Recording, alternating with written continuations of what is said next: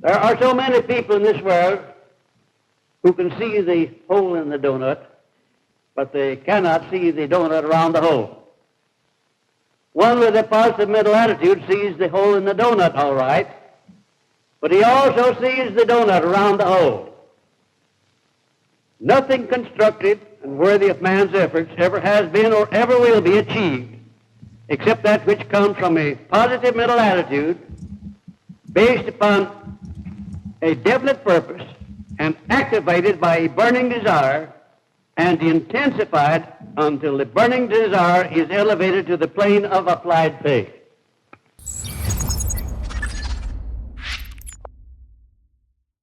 We're going to get into the positive mental attitude, this live lecture by Napoleon Hill, an amazing live lecture. And Napoleon Hill, he's a very, very impressive person. I'm going to share some things about you just in case you're not familiar with Napoleon Hill.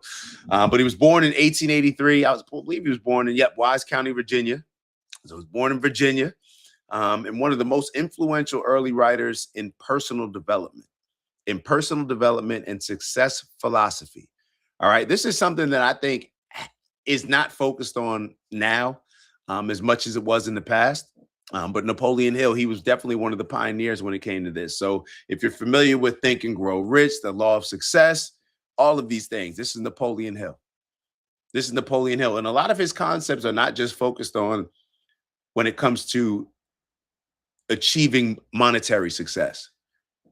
It's really focusing on everything that we think about. That's what ends up becoming our reality. If you focus on something, if you believe in something, matter of fact, what do we always say? It has to go beyond the belief. When you know something, when you expect something, when you're moving accordingly, when you say something after that, I am, and you really embrace it, that's what comes to fruition. The things that we focus on, that's the reality that we create. So when we look around at this reality that has been created for a lot of us, whether it's the overall reality of the world, whether it's America, whether it's internally in our own spaces, we should take heed to that concept. If we have a negative life, if we're struggling, if we're suffering, perhaps it's based on a lot of our thoughts. Now, one of the hardest things to do for me, for maybe for y'all, is when you're in a negative mindset, when you feel like things are just going wrong, it's very easy to have those things snowball by just continually focusing on the negative aspects, right? It's easy to do that because you feel like, what do we say? Stuff when it rains, it pours. Like, damn, I just can't catch a break. We start putting ourselves in these mindsets, and then what ends up happening? We won't catch another break. It's going to continue raining, pouring, thunderstorming, right? That's what ends up happening. So what's very hard is actually what's necessary to shift our mindset, to shift our thinking, to focus on the positive, to smile through whatever storm, to embrace it as, oh no, this is just a lesson. I lost in this particular area because I needed to learn a lesson. It actually gave me the opportunity where if I won, I wouldn't even have seen this, that I needed to improve on this. Thank you for this loss. You know what I mean? That type of mindset, it's valuable. Now, I don't want to keep losing based on the same mistakes. I want to grow. So therefore, I need some bigger losses. So therefore, I can learn some bigger lessons, and therefore I can have some bigger wins. But it's just very hard mentally to make that shift. But moving back on to Napoleon Hill. So if you're familiar with Andrew Carnegie, very successful person, Hill claimed that while working as a journalist, he interviewed steel magnate Andrew Carnegie, who encouraged him to study successful people and discover the principles behind achievement and wealth. So a lot of his books were based on like years of research. And I believe he mentions in this speech that Think and Grow Rich, he actually wrote in the White House. But he's worked with people like Henry Ford, Thomas Edison, Alexander Graham Bell. And a lot of his beliefs or some of his most popular beliefs, I'll give you a few of them. But he taught that success comes from mental discipline and belief, not just circumstances. So what do they try to convince us with a lot of these things that we go through right now? It's your circumstances. You're disadvantaged. You're underprivileged. So therefore, we can't expect you to become successful. They try to lock us in a particular box. But what was he teaching? Based on studying a lot of these successful people that didn't always start off with success. Let me be very clear. It's not like he just studied people that inherited wealth. No, he studied people that were born into whatever situation they were born into, and they were able to achieve tremendous success by focusing on a lot of these key principles.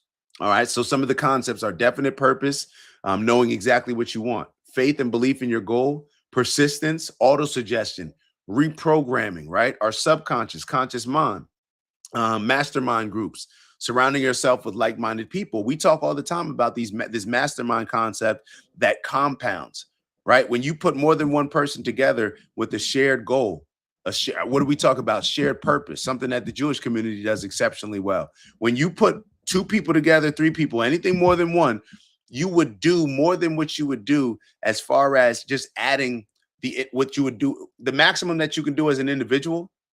Let's say you take 10 individuals and you combine, okay, what you can do as an individual, what you can do as an individual, and you add them all up. It will never come close to what a group of 10 people working together will accomplish. It's been proven it's been proven over and over. So one of the books that I did not read that it says is one of his major books is Outwitting the Devil.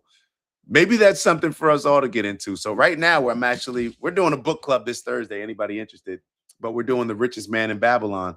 But maybe Outwitting the Devil, based on the current circumstances, maybe that's something that we should get into for the next book. But that your thoughts shape your reality. So let's get into this video. I'm going to stop talking, get into the video. Let me share this screen for you all.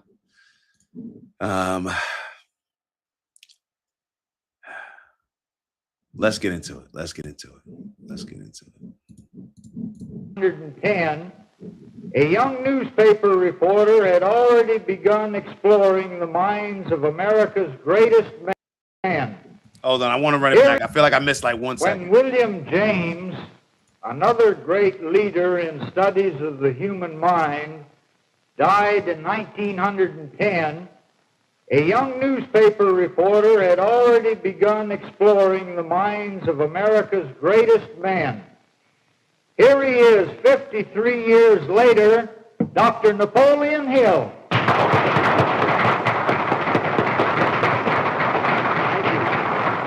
Thank you very much.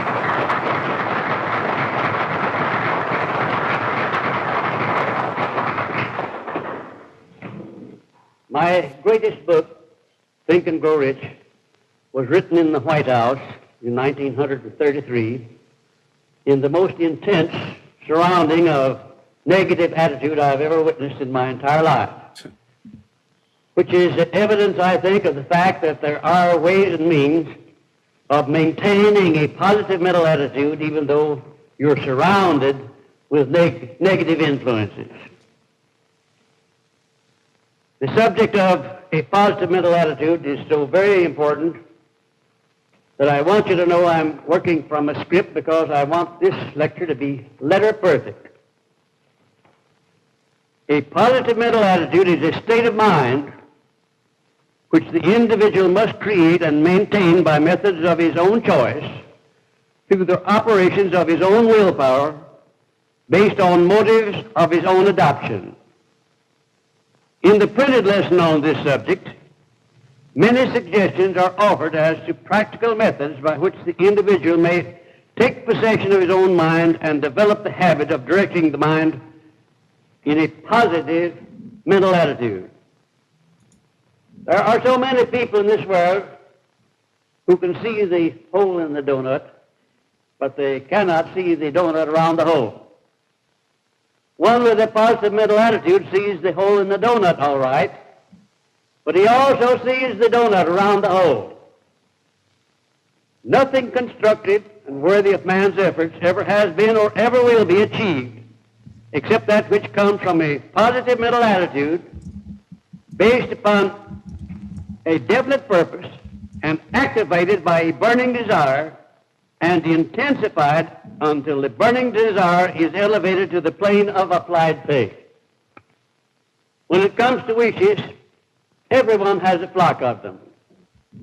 When it comes to idle curiosity, everyone has a stock of it. When it comes to hopes, perhaps half of the people have hopes for unattained things or circumstances. Burning desire Only that small percentage of people who can be called successful ever feel the urge of this burning desire. So that's what Critical was talking about earlier, if you guys recall. That burning desire. What do you have a burning desire to do? What do we wake up excited to do? To the point where you will do something for years, commit to it on a regular basis without making a dollar, but you just have a burning desire to lean in and to make a change. And you see this as a big picture, down the line type of thing that you are committed to for the long haul, not just the short time. Think about our culture. The only things that we have a burning desire to do are the things that give us instant gratification. The only things that we have a burning desire to do is to what? I don't even want to throw out certain things. I don't want to make it seem like I'm talking about anybody in particular. But what do we have a burning desire to do? Just the things that we do that give us instant gratification. It's not purpose-based.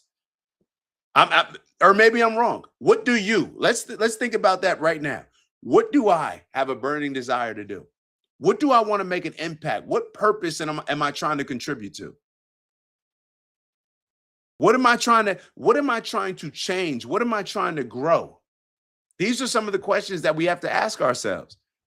And a lot of times we dim our light or have a ceiling over ourselves because we may not have the confidence to think that we can achieve certain things, which goes back to the previous conversation. They want to do that. They want to create this limited way of thinking in our minds because all it does is allow them to control us better when we're thinking small rather than when we're thinking big. Have you ever worked for a company and you have certain goals, or you work with a partner, or maybe have a mentor and your goals exceed that of your mentor, exceed that of your boss, exceed that of your goals may exceed. You may be on a losing team with a losing culture and your goal is like, yo, I'm trying to win. How frustrating is that?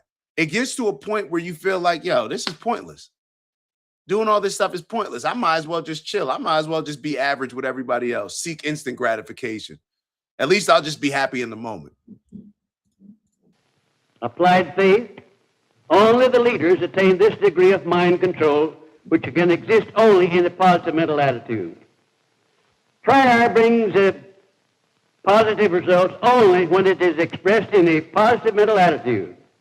The most effective prayers are those expressed by individuals who have conditioned their minds to habitually think in terms of a positive mental attitude. For a great number of years, it was a mystery to me as to why my prayers failed more often than they succeeded. When I found out the real cause, I discovered that I was in the habit of going to prayer only when I was in difficulty, when I wanted someone to bail me out.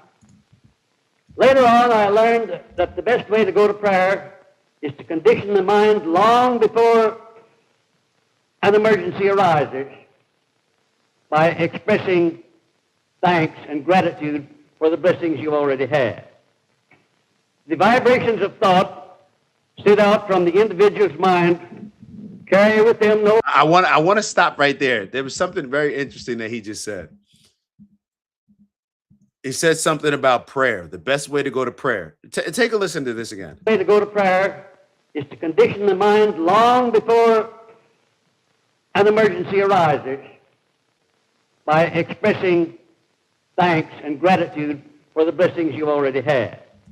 The best way to go to prayer is to pretty much train our minds before we go through something negative or challenging. And it's to be thankful and grateful for the blessings that we already have.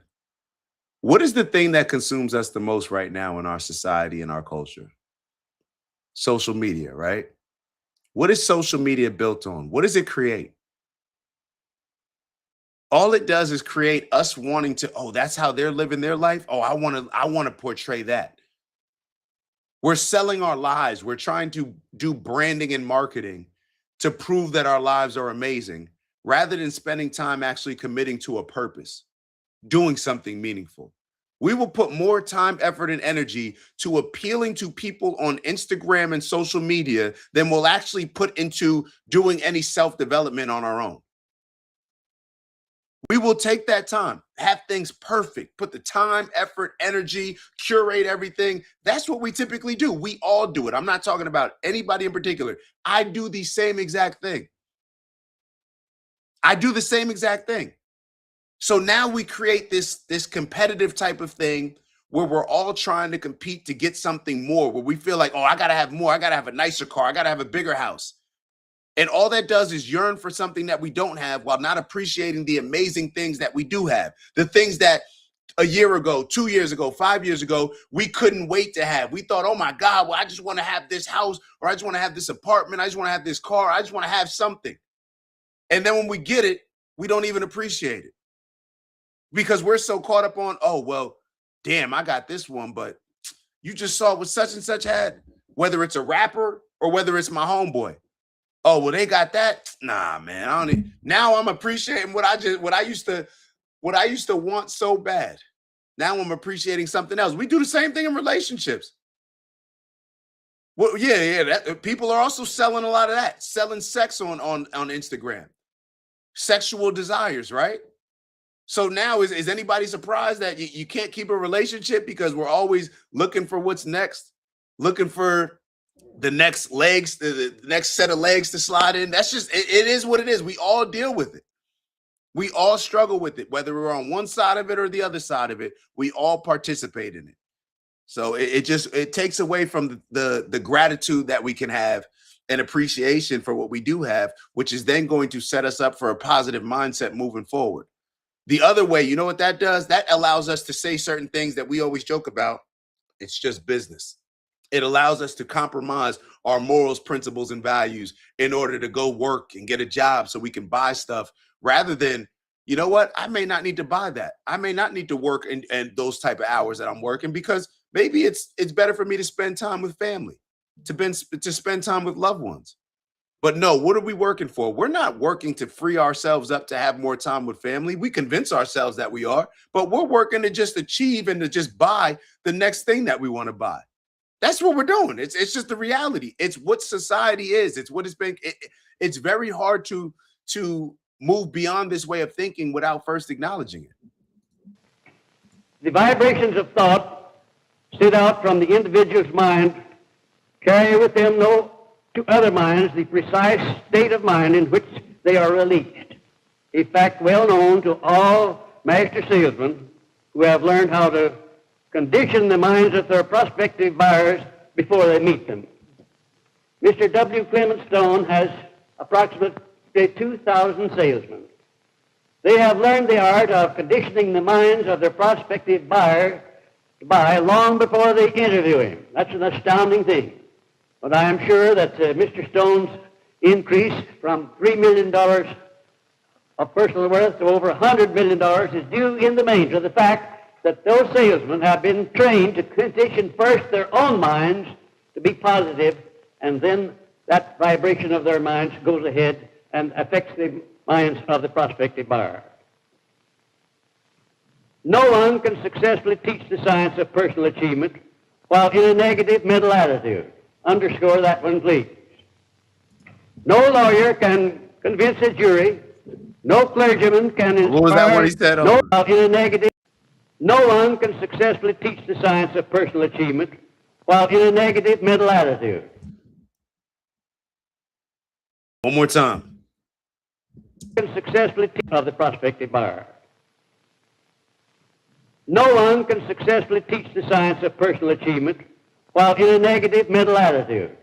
No one can successfully teach the science of personal achievement while maintaining a negative attitude. It's impossible. It's impossible. It goes hand in hand. We want success, or we got to have a positive mindset. Now, I guess certain questions come up where it's like, well, some of these people that achieve success, it don't seem like they doing it for a positive thing. Well, maybe they have that burning desire so much that to them, they convince themselves that it's a positive thing, or they focus on the positive. One person that comes to mind, who are some successful people? Maybe everybody doesn't think that Elon Musk is doing things in a positive way. I think that's a fair argument. However, he focuses on his wins. I'm sure if somebody was to study Elon Musk, they would say that he studied on the wins. He studied on, he can never even see himself as failing. So what's positive and what's negative? I guess that's, good and bad. It's up for personal judgment. But when you focus on your wins, when you see yourself as successful, when you build your confidence to achieve the next thing, that's what I believe Napoleon Hill is talking about. Underscore that one, please. No lawyer can convince a jury. No clergyman can inspire his parishioners. No speaker can hold and influence his audience without the aid of a positive mental attitude. And it has been said that the most successful doctors in all branches of therapy are those who treat their patients with a positive mental attitude. If a doctor went into the sick room in a negative mental attitude, there would be a chance on earth for him to do his patient any good. The subconscious mind of an individual can be educated to produce constructive results only when it is given instructions in a positive mental attitude. The subconscious mind responds most favorably and immediately to a burning desire backed by applied faith. Faith followed by action. That sounds like some scripture that I've heard before. When it is given instructions in a positive mental attitude. The subconscious mind responds most favorably and immediately to a burning desire backed by applied faith. Faith followed by action. Constructive mottos are often used by people who recognize what a powerful influence one's daily environment has on the maintenance of a positive mental attitude. When I was associated with R.G. Letourneau in 1942 and 43, I wrote over 3,000 positive mottos, and here are some of them. You can do it if you believe you can. And how true that is. Whatever it is that you're tackling, whatever your problem is, you can solve it if you believe you can. Do more than you are paid for, and soon you will be paid for more than you do. The person is worth most who requires the least amount of supervision, and how true that is. Remember, your only limitation is that which you set up in your own mind. You fix your own limitation. Nobody can fix it for you. The tone of your voice speaks louder than your words. Keep it pleasing, please. A negative mind spawns only negative ideas. And there's more wrapped up in that short sentence than appears on the lines. A negative mind spawns only negative ideas. A real master salesman will not, under any circumstances, approach a prospective buyer until he has first conditioned his mind to be absolutely positive, because he knows that the prospective buyer will pick up his own vibrations and his own feelings and act upon them. The use made of one's time determines the space he occupies in the world. Time spent in silent thought may yield fabulous riches through the creation of sound ideas. What are we always talking about? Being still, meditating, right? All of these different things. So we're touching on a lot of these things, but I know for me, let me just speak for myself. I need to apply it more intentionally, with the same effort. It's easy for us to sometimes become accustomed to just working hard and thinking that to the point where working hard becomes easy. It becomes it almost becomes the lazy thing. Like, oh, damn, bro, work. No, let's get smarter. Let's challenge our mind to develop, to be creative, to think outside the box. In my opinion, that's what yields the success that a lot of times we're limited by just working hard. A man is no bigger than the circumstances which he allows to worry him. Isn't that a marvelous thought? A man is no bigger than the circumstances which he allows to bother him or worry him. A closed mind stumbles over the blessings of life without discovering them. When the devil wants a job well done, he picks a disgruntled person to do the job. There isn't the slightest doubt in the world about the soundness of that. The man who can get the job done without alibis is on the sure road to success.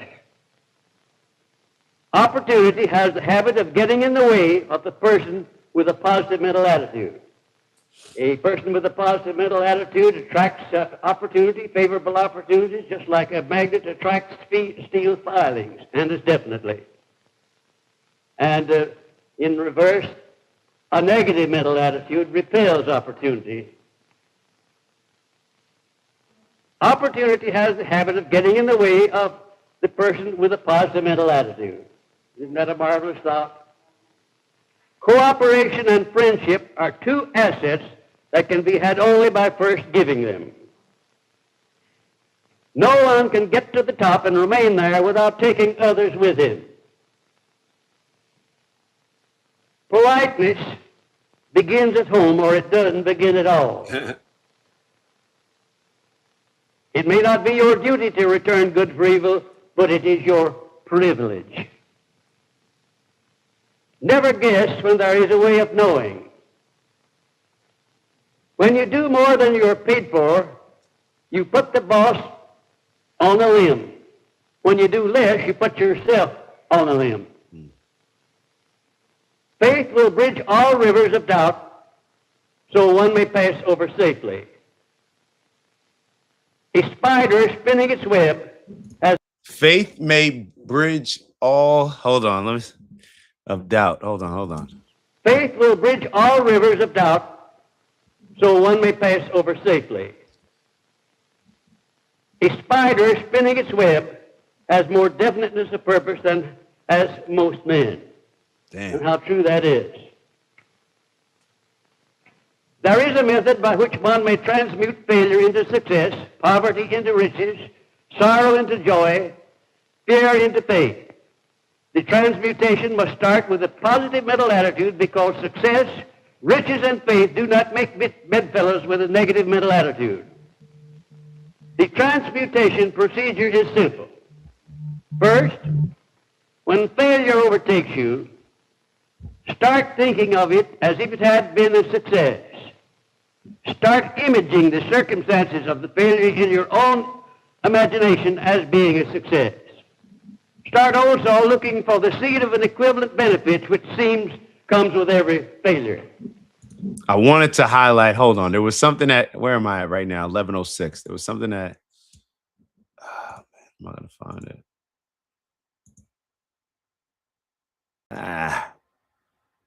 I'm not going to stress y'all trying to look at it. We'll keep going. Or a greater benefit. But if you allow a little time to elapse after any type of adversity and then begin to search, you'll find that seed of an equivalent benefit. It never fails. It's always there. Because the Creator has so constructed man that he never allows anything to be taken away from anybody without something of equal or greater benefit being available to that person.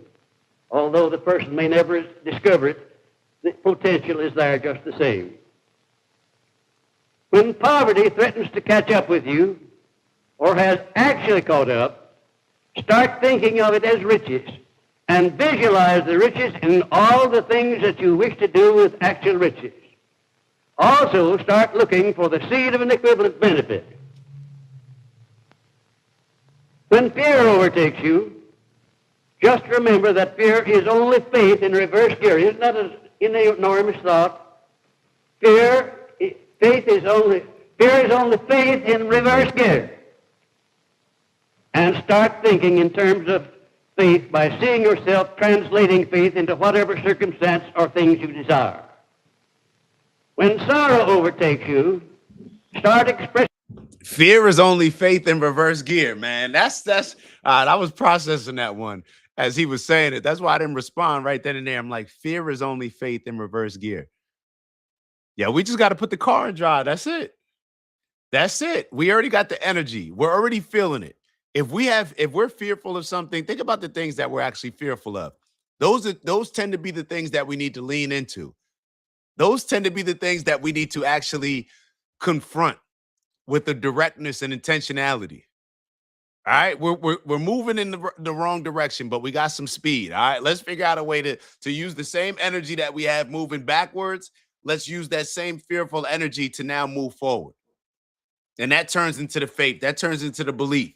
Yo, all this negative stuff happening. It's almost, it reminds me of it was either Michael Jordan or Kobe Bryant. And it was some, I don't even know if they actually said it, but there was a quote that I remember, or maybe a quote that was talking about how if I go like 0 for 15 and I start off in the shooting slump, then I'm even more confident that the next shot's going in. Because I just missed 15. My percentage based on percentages, it would indicate that I actually now have a higher percentage to make a shot compared to, let's say, if I start off making my first 10. Now, if you make your first 10, now you're just feeling hot. Don't let the negativity creep in. But if you're down over, the point is you got a positive mindset regardless. All right. If you're taking a lot of losses, then you should convince yourself that you're due for a win and move accordingly. Yourself in terms of joy, perhaps by singing or giving thanks for your power to convert sorrow into joy. Act out these positive parts and they will become real. Isn't that an astounding thought? Of course, when you start acting joyously when the people around you know that your heart is burdened with sorrow, you may seem ridiculous, but never mind what the other fellow thinks. It's what you think that counts.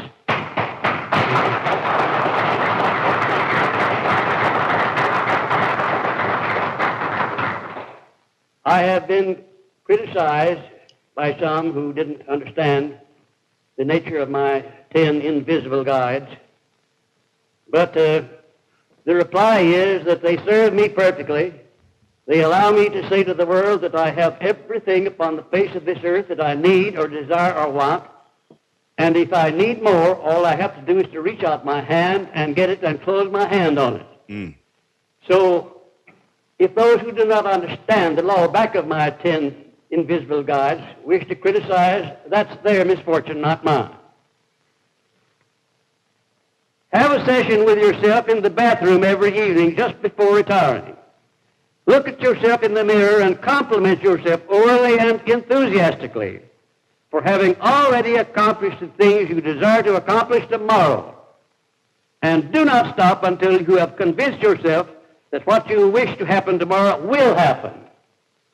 You know, nature has a way of seeing to it that that which you expect comes along. She doesn't want to disappoint. If you expect failure, if you expect defeat, if you expect ill health, the chances are that you'll not be disappointed. But if you expect success, which is far better, the chances are also that you'll not be disappointed.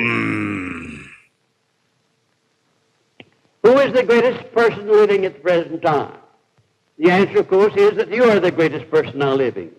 If you don't believe this, then begin at once to tell yourself it is true. For it is true as far as you are concerned.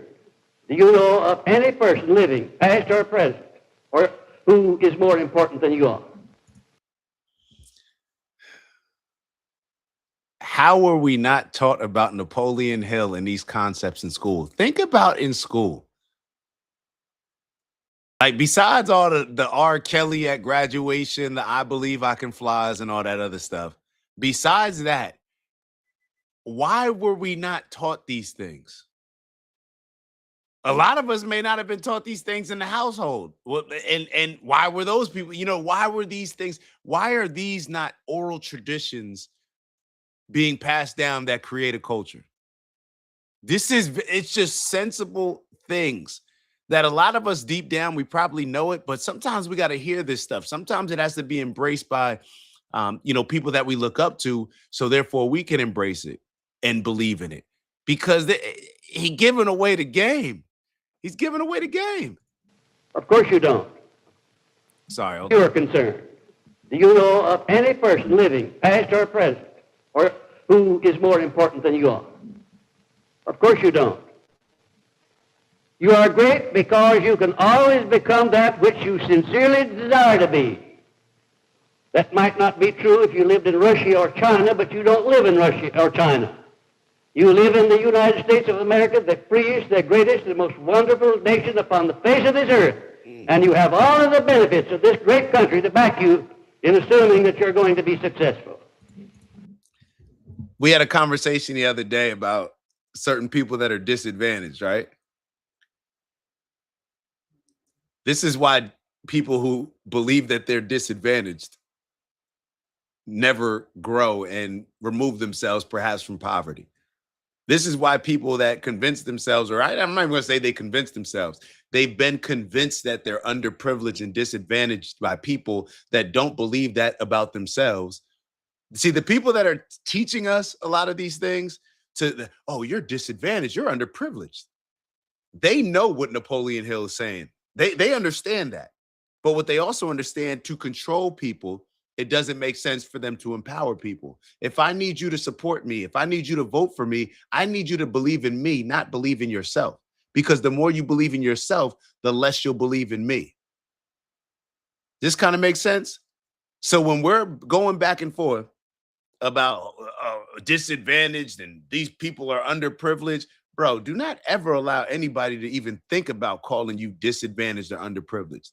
Every position that we're in, there's a positive aspect to it. There's an advantage that we have no matter what the situation is. Some people see those advantages and they're able to climb out of whatever hole they may be in. Others don't, and they end up staying in the same place, begging and expecting somebody else to help them, which they never will, because it doesn't benefit the person to help us. Create in your imagination an army of invisible guides who will take care of all of your needs, all of your desires, very much the same as I have done. For instance, the guide to physical sound health, whose duty it will be to keep your physical body healed and in good health. And the guide to financial prosperity, whose duty it will be to keep you supplied with all the money you need. And the guide to peace of mind, whose duty it will be to keep your mind cleared of all fears, all doubts, all causes of fear and worry. And the guide to hope, and the guide to faith, whose duties will be to give you inspired guidance as to all of your plans, aims, and purposes. And the guide to romance, and the guide to love, whose duties will be to keep you young in body and in mind. And the guide to overall wisdom, whose duty will be to convert to your benefit all circumstances and influences which affect your life, whether they are good or bad, negative or positive. And the guide to persistence, and the guide to Norm Hill. Norm Hill is my roving ambassador who carries out various orders from me which are not specifically assigned to the other 9 guides. You needn't call your roving ambassador by the name of Norm Hill. You can call him anything you choose. But if you will have this invisible talisman working for you, you'll find that he'll do a marvelous job if you believe he will.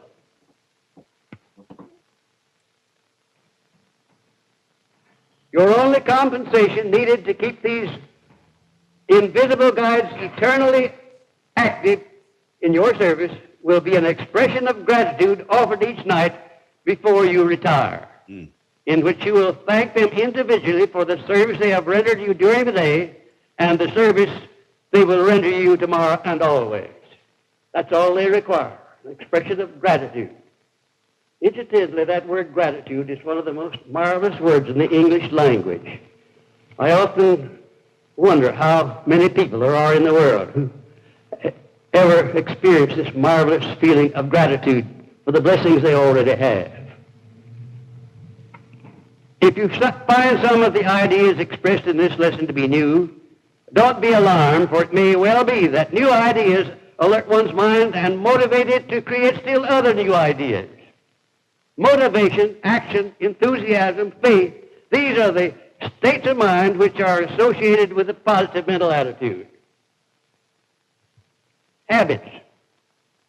You're the sum total of your habits, whether they be habits you have developed with purpose of forethought or habits you have allowed to creep upon you by neglect to form your own.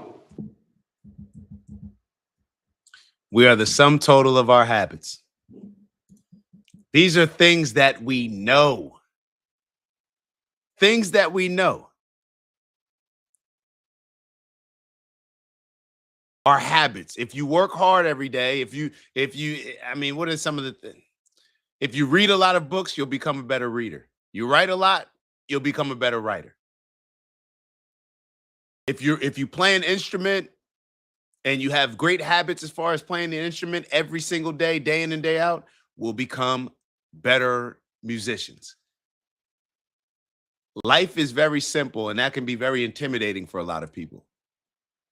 Everything that he's breaking down, perhaps all of us already know. Perhaps the majority of us, if we just sat back and just removed ourselves from social media and society for a second, all this stuff would be pretty simple. It's not even like he's saying something that is like, oh my God, like it's like, yeah, like it's almost like, damn, I knew that and I'm not applying it. I'm bugging. This is what I feel when I'm watching this type of stuff. This is what I'm feeling. So let's keep it moving. Hold on. So often I wonder, big bro, that's love, man.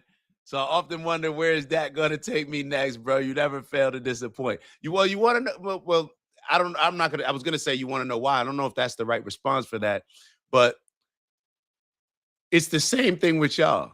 Like, this is almost effortless in a lot of ways, because it's really just building off of the conversations that we have. All of this is building off the conversations. And for me, if I'm willing to, like, I'm very fortunate to have you all to be able to bounce a lot of the ideas off of. And a lot of people don't have that.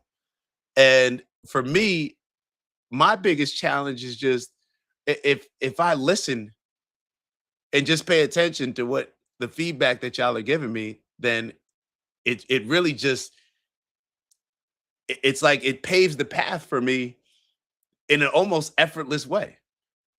It's like Mama Lay's been telling me for a while, yo, we got to focus on the positive. Got to focus on the positive. Finn, you've been having certain quotes, make sure that we're focusing on the positive. What we focus on grows.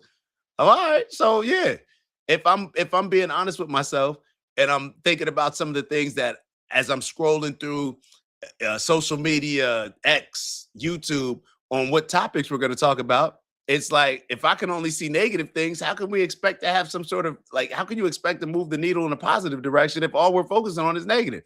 All right, cool. Like, what was my mindset before, and still to a certain point, but having the balance. Like, oh yeah, we got to be well aware, we got to prepare. So how are we going to be prepared for the worst if we're not focusing on what exactly that worst is? Well, okay, there's a balance to it. How much time do we spend focusing on those things? All right, we're well aware there's a devil out there. All right, there's a devil on the other side of the door. I don't need to focus every single day on all of the devil's characteristics and learn the devil inside and out. Yes, I want to be aware of what some of the challenges are. But if I'm playing sports, shout out to Phyllis. I know you only got 20% on the phone, so we're going to get the sports analogy in early. But if I'm only focusing on what the defense does or what my opposition does in sports, and I never focus on me actually developing, me becoming more conditioned, me developing my skills, me becoming stronger, me growing and becoming all these different things, if I never focus on me, it doesn't matter who I'm up against. I have to have the right balance. Okay, I understand what I'm up against. Now I got to focus on me. And focusing on me ultimately is going to allow me to be able to, almost like a boxer, like what Floyd Mayweather's known for, I can adapt to the circumstances. That's what I want to be able to adapt to the circumstances. But if I don't focus on me, I will never be able to adapt to those circumstances. I won't have the ability to do so. So once again, Finn, this is me just kind of, listening. And I think maybe that's a lot of our challenges. Just listening and being able to kind of, maybe change our views, accept new views coming in. Remove some of the stubbornness, remove some of, even if it's coming across as passion, but also being willing to understand, like, because if we have passion and we're not willing to hear other people out, then that's where the stubbornness comes in.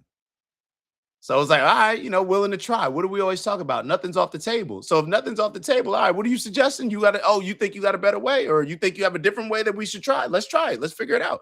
Let's see where it goes. What's the worst that can happen? We end up in the same place that we're in right now. So I say all that to say, I think it's really just, we're just moving based on energy. And I think it just really is just leading the path to a lot of these conversations and discussions that we have. And I hope y'all feel the same way. Let's get back to the video. Habits. You're the sum total of your habits, whether they be habits you have developed with purpose or forethought, or habits you have allowed to creep upon you by neglect to form your own. A successful, well-balanced, and well-rounded out life is the result of ordered habits and never the result of chance or neglect. Positive habits can live and thrive only in the mind which has been conditioned with a positive mental attitude. And your other self. Each human being is a plural, not a singular being. One of these beings is negative, the other is positive. And there is a battle from birth until death between these two as to which will dominate. Usually the power is about evenly divided between the positives and the negatives. But often the negative takes over completely and makes of the individual a subject of irritation to himself and to all others around him. The development of a positive mental attitude is the first step which one must take in order to give the positive self full and complete control over the negative self. Then one has truly taken possession of his own mind and is able to direct it to whatever ends he may desire, thus fulfilling the purpose of the Creator in having given man complete control over but one thing, and that is his own mind. I think of all the facts that I have examined in life, that is the most fabulous, the most far-reaching, and the most significant, that the Creator has given man control over but one thing, and one thing only, and that is the right to use his thinking positively or negatively. Eternal vigilance is the price that one must pay to maintain a positive mental attitude because of these and other natural opposites of positive thinking, such as your negative self constantly maneuvers for power over you. You can feel that. You don't need to take my word for it. You felt it in the past. You may not have defined the feeling properly, but you know very well that there is something going on within you constantly in the nature of a negative thought. Then your accumulated fears, doubts, and self-imposed limitations, which came over with you when you came from the other side, they're constantly standing in the way of a positive mental attitude. Then the negative influences near you, including people who are negative, and especially sometimes the people with whom you work or the relatives with whom you are associated. And perhaps some inborn negative traits which you brought over with you at the time of birth. These also can be transmuted into positive traits. Worries over the lack of money and the lack of progress in your business, profession, or calling in life. I don't know of anything that can pull the rug out from under one quicker than worries over the lack of money.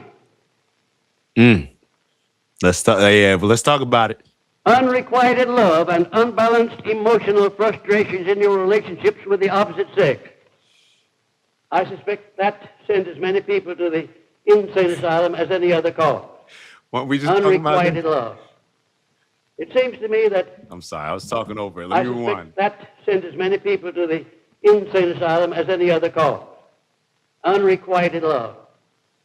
It seems to me that a man or a woman who has been disappointed in a love affair would look upon the affair as very much as a sort of a streetcar ride. You know, if you don't like the car you're riding on, you can always get a transfer onto another one. And if you haven't, the car hasn't arrived yet, just remember if you stand by the side of the streetcar line long enough, one will come along. So don't let it worry in the meanwhile. Yo, did Gucci Mane get his line from this? Hold up, I gotta listen to this again. Is this Miss One Next 15 one coming? Hold up. Hold on. The affair is... It seems to me that a man or a woman who has been disappointed in a love affair would look upon the affair as very much as a sort of a streetcar ride. You know, if you don't like the car you're riding on, you can always get a transfer onto another one. And if you haven't, the car hasn't arrived yet, just remember if you stand by the side of the streetcar line long enough, one will come along. Yo, who knew that Gucci Mane is listening to Napoleon Hill? I don't know if y'all are familiar. And Mama Lay, you may be familiar with this song because this young man actually, I think he came to your house for prom. And it was Mario and Gucci, right? Mario and Gucci. I remember that song. Love me, love. I don't know. I forget the exact words, but I just remember Gucci Mane having the line saying, "Girls are like buses," and you could, if you're a lady, don't be offended. You could. The guys are like buses, and it was miss one, next 15, one coming. Yo, that's crazy. All right, let's get back to it. Crazy. Transfer onto another one. And some of us are fortunate to, you find one where you're not looking for another bus. All right. Don't be getting caught up in the social media stuff. See, think about it. They didn't have social media during his time. So we would have to adjust it slightly just to fit in exactly with society and the influences that we're currently dealing with. And if you haven't, the car hasn't arrived yet, just remember if you stand by the side of the streetcar line long enough, one will come along. So don't let it worry you in the meanwhile. An unsound health, either real or imaginary, that also is something that you have to battle against in order to maintain a positive mental attitude. And intolerance, the lack of an open mind on all subjects toward all people. You certainly have to keep a close check on that one if you're going to maintain a positive mental attitude. It makes no difference how much another person may deserve your hatred or your dislike or your intolerance. He may deserve it, but you can't afford to give it on account of what it will do to you. And greed for more material possessions than you need. I have probably seen and known and dealt with more wealthy men in this country than any other one individual. And I want to tell you, my friends, that I can count on the fingers of my one hand the extremely wealthy men with whom I would have cared to change places. Most of them paid too much for the money they got. Their greed outran their reason. They were getting no peace of mind out of life.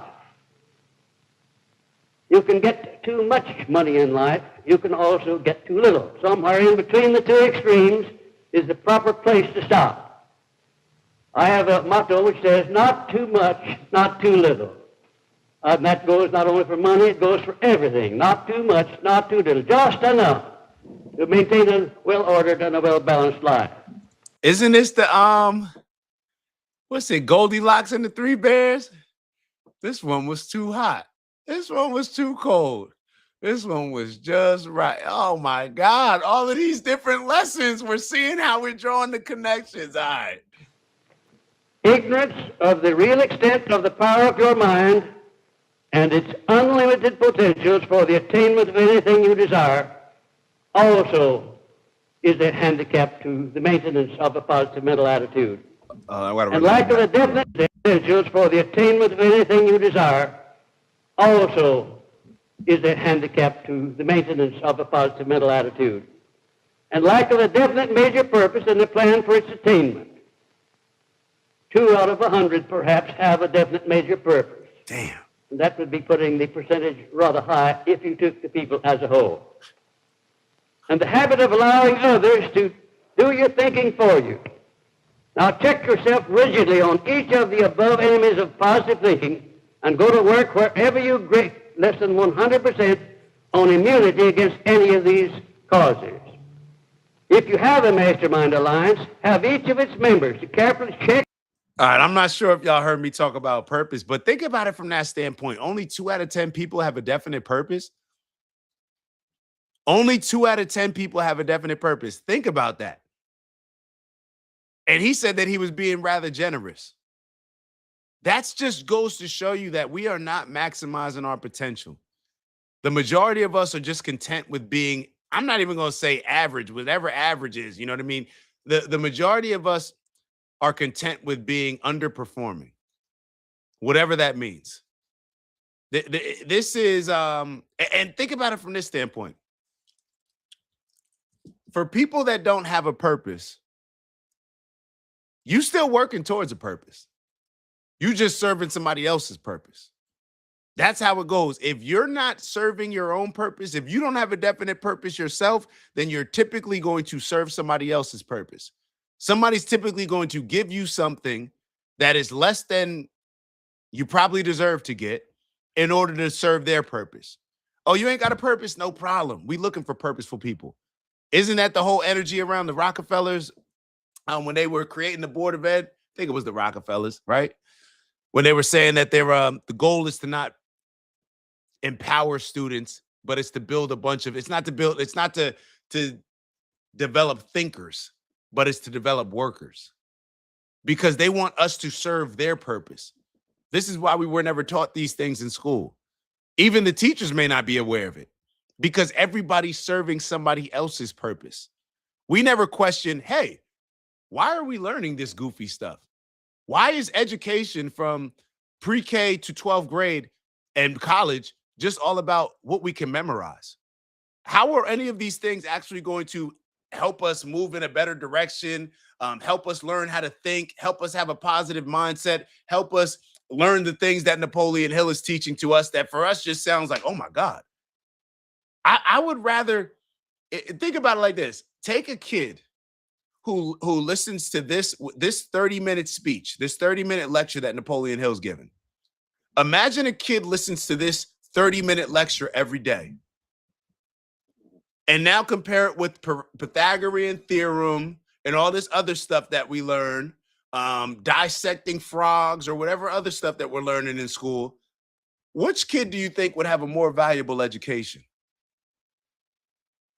Kids that just go into school and just memorize things, or kids that listen to this lecture as a reminder every single day? And I never even learned about who this gentleman is growing up in school. But I learned that if a train's moving at X speed at 34 miles per hour and how fast, bro.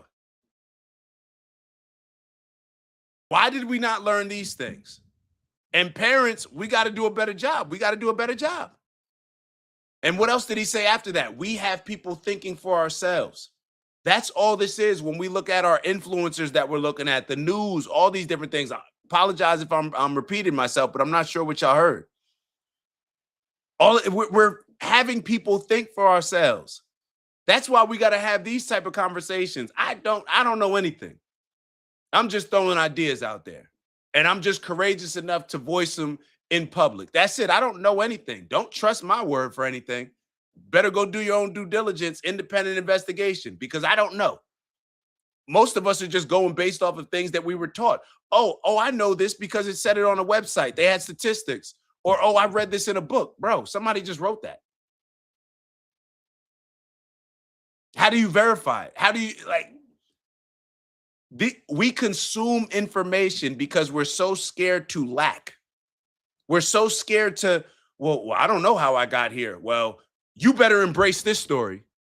It's like, wait, you want me to just believe something so passionately that you can't prove, and you're upset if I say, I don't know. Different conversation. Let's keep it moving. And grade you on each of the above causes, since it is a common trait of human beings to be biased in evaluating themselves, sometimes in their own favor, but more often against themselves.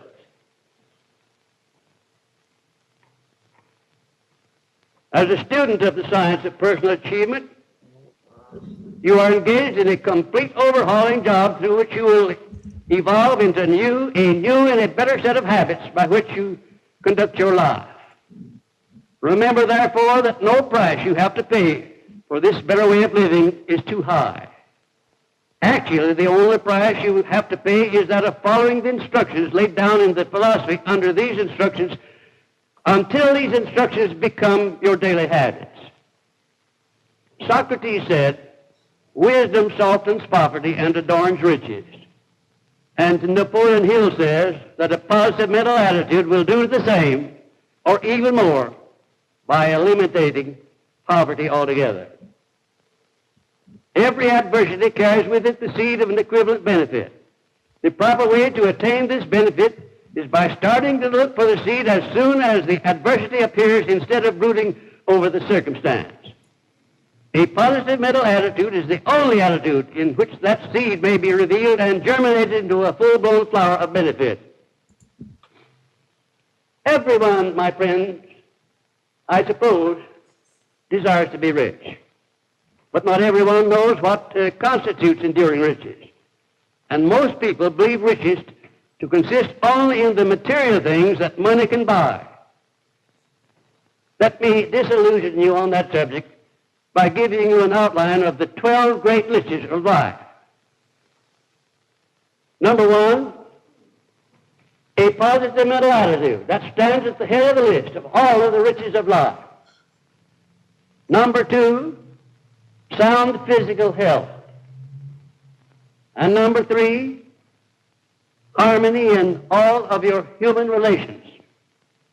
Number four, freedom from fear. Number five, the hope of future achievement. Number six, the capacity for applied faith. Number seven, a willingness to share your blessings with others. And number eight, to be engaged in a labor of love. Number nine, an open mind on all subjects toward all people. Number 10, complete self-discipline. And there's a whole foundation of philosophy in that one alone. Complete self-discipline. And number 11, the wisdom with which to understand people.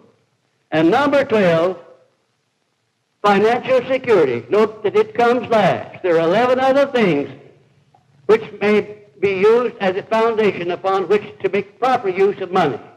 And without these other 9 things, money can be just as dangerous as it can be helpful. Observe that money is the last thing on the list. 11 other riches precede it, without which money can become a curse and nothing more. Study these 12 great riches carefully and observe that not one of them can be attained without the application of a positive mental attitude. That is why it leads the list. In the lesson on a pleasing personality, you will observe also that a positive mental attitude heads the list of the 31 traits which give one a pleasing personality. And I thank you. One of them ones, man. Napoleon Hill. Shout out to Napoleon Hill, one of those ones, man. Now we got to, so we got to, what did we say? It's the one with the devil. So Think and Grow Rich, Law of Success. But what is it? What was the book that I said about the devil? Hold on. Outwitting the Devil. Yeah, so maybe we'll get into that. But once again, yeah, we got this for y'all that hey, go get it online or order an audio book or whatever it is.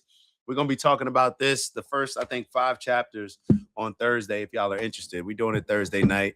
We'll probably just do a live stream. So even if you don't read it, we're just gonna talk about it.